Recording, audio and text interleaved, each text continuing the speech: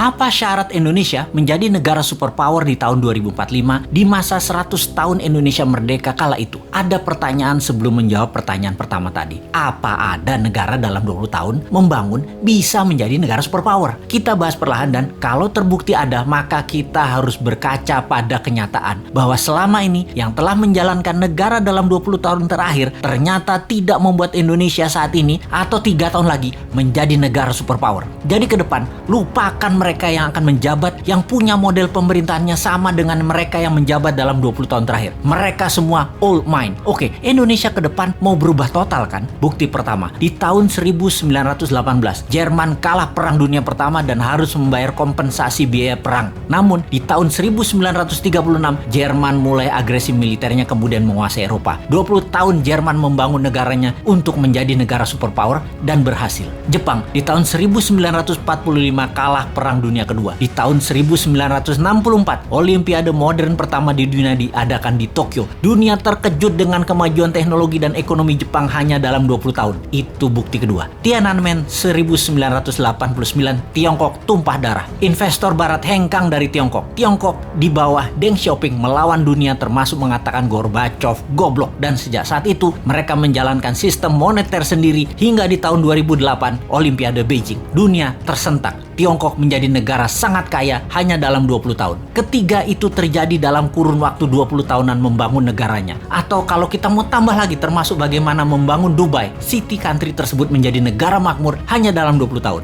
Kembali ke Indonesia. Bagaimana kita melihat Indonesia dalam 20 tahun terakhir? Siapa saja pemimpinnya? Apakah mau lagi dengan mereka-mereka dan orang-orang yang sepemahaman dengan mereka? Kita detailkan. Selama 20 tahun terakhir siapa yang menjabat? Mereka adalah 3 tahun Ibu Mega, 10 tahun Pak SBY, dan 7 tahun ini Pak Jokowi. Apakah dalam 20 tahun ini Indonesia seperti Jerman setelah Perang Dunia Pertama menjadi negara superpower? Apakah Indonesia menjadi negara maju modern seperti Jepang setelah Perang Dunia Kedua? Dan 20 tahun ini apakah Indonesia menjadi negara maju seperti Tiongkok setelah Tiananmen di tahun 1989?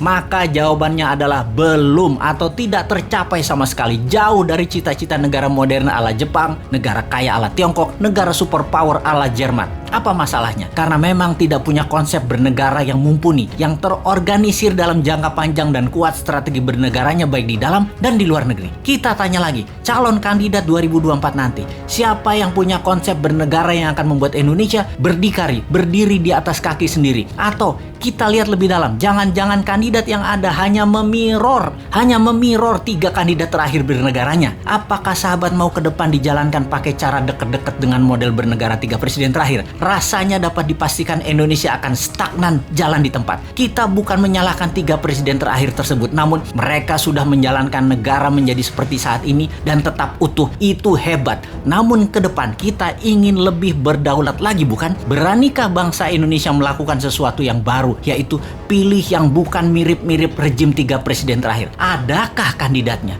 Sungguh, sekali lagi kita tanya, maukah pemimpin baru yang punya tim baru yang segar, yang berbeda, dan berani melawan arus utama perpolitikan lokal serta internasional, atau tetap memilih mereka yang saat ini ada di dalam etalase yang semuanya memirror 3 presiden terakhir di Indonesia? Kalau saya pribadi, saya capek dengan yang ada. Akan terukur sekali pencapaiannya kalau kira-kira dengan para kandidat yang ada saat ini. Bagaimana menurut sahabat? Siapa yang bisa membuat Indonesia menjadi negara superpower di tahun 2045 itu?